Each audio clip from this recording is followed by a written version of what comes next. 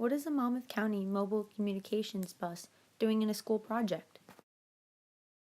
We'll answer that question later, but right now, Detective DeVito, pictured left, and Agent Reginald Grant, on the right, of the Monmouth County Prosecutor's Office Fatal Motor Vehicle Unit, are going to explain more on this project. Christian DeVito with the Monmouth County Prosecutor's Office, currently employed in the Fatal Motor Vehicle Accident Unit. Assigned for about a year and a couple of months prior to that, I was with the Colts Neck Township Police Department. I was a sergeant in the Traffic Safety Unit. I worked there for 16 years. Agent Reginald Grant of the Monmouth County Prosecutor's Office. I'm with the Fatal Motor Vehicle Collision Unit. I've been employed at the Prosecutor's Office for about 30 years. Prior to that, I was employed by the Borough of Eatontown as a Traffic Safety Sergeant. The collision under investigation occurred at this intersection on Route 9.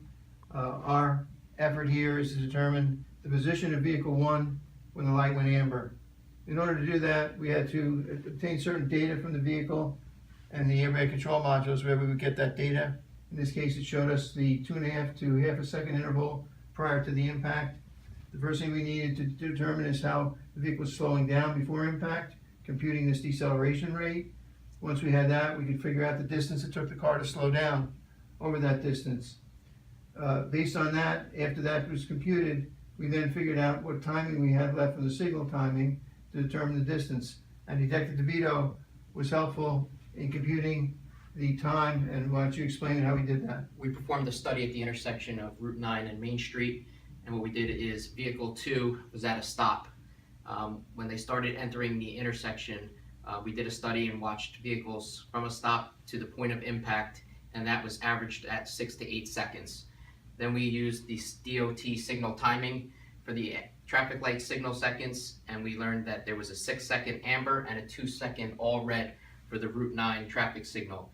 Utilizing those two times, the 6 to 8 seconds to get to the intersection and the 8 seconds for the traffic light, we determined the 14 seconds and 16 seconds for the collision time. Once we determined that, we had to subtract out the 2.5 seconds of the car decelerating, which leaves 11.5 or 13.5 seconds. The computed speed at that point was 89 miles an hour, which gives us these two distances. When we take those two distances and add them to the 263 feet, the car slowed down prior to impact. The vehicle, when the light went amber, was either 1,746.5 feet or 2,004.5 feet from the impact point when the light went amber.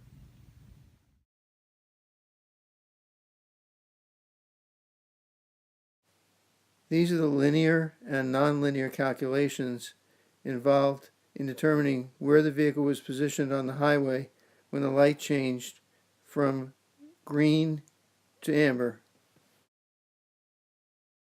Here's the data we recovered from the vehicle's airbag control module. This is a diagram depicting the approach paths and the point of impact for this particular collision.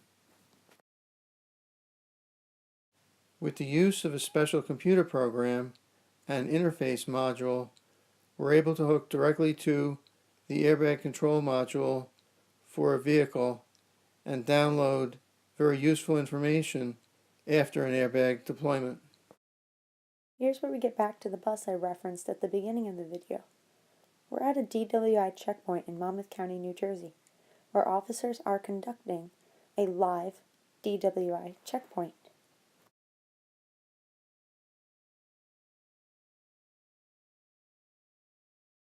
This photo, as well as the one that follows, are pictures from inside the bus.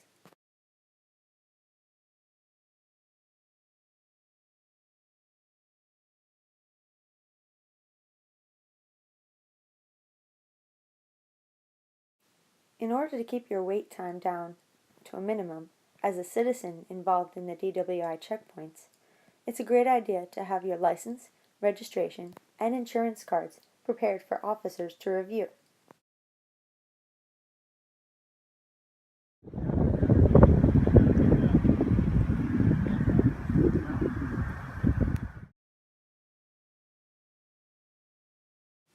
Members of the DWI task force set up cones to keep everyone safe.